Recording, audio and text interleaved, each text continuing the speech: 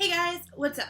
So I live in the city of Chicago, and as such, I have to take the Chicago Transit Authority trains and buses on a pretty regular basis. And shit gets weird. So I'm going to tell you some stories that I've accrued through my experience these past few years living in the city, and hopefully they'll be a little bit entertaining. So the first thing you should know about the Chicago Transit Authority is that sometimes you find some weird shit. Literally. And that's my first story. So I was going to take my train at my stop, and I look down, and there is a perfectly formed human shit just sitting on the ground. Now, when I say perfectly formed, I want to explain to you what this looked like. It was like the real-life equivalent of the poop emoji. Like, it was literally like a spiral of shit. But, looking at it, I'm a dog walker, so I know what dog shit looks like, and that was not dog shit.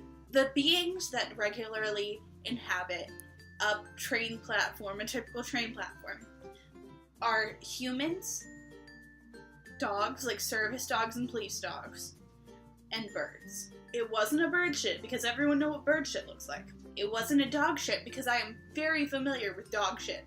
So it had to have been a human turd, which is incredible to me. Because you can find turds a lot of places when you live in the city, and some places like the trains and the platform elevators kind of attract the kind of people who don't have a place of their own where they can shit. And that's a problem, and I understand that. But this shit was on an open-air platform, very visible from either side to the street below, and it was perfectly formed, which means someone squatted down, took the carefulest shit that they could, and then left, with no one around to be like, oh shit, literally, there's shit here. Someone should do something about that. That's the reason train platforms have call buttons. And this wasn't incredibly late at night either. It was dark, but it was like winter dark, you know? So it could have been like, I'm not entirely sure when it was, but I'm pretty sure it was like somewhere between like 5 and 8 o'clock in the winter. That's the other thing. It was cold. I know it was cold. So like, someone was like, hey, I need this shit right now on this open air platform when it's fucking 30 degrees. Incredible. But speaking of weird shit that you find, another story that I have that boggles my mind more than anything else I have ever experienced in my life. I saw a walker locked to a bike rack. I saw this. This was a thing that I experienced, and I have not recovered from it. Because, like, take a moment to think about someone was going somewhere where they needed their walker to get to the train platform. But then, when they got on the train, wherever they were heading, they didn't need their walker. I don't understand what situation this person could have been in. And I try to be, like, a reasonable person. I try to be like, that's okay. There's probably some reasonable explanation for this behavior that you're showing. There is nothing to justify this. It haunts me. To this day, I keep thinking about it. I have this story that I tell people to justify just so that I can fucking sleep at night.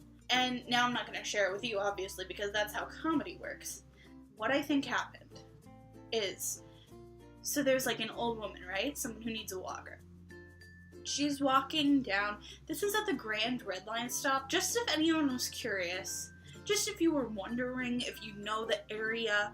So she's walking down to her stop, and who should come up to meet her but a faith healer. Now the faith healer is like, boom. Is that how faith healers work?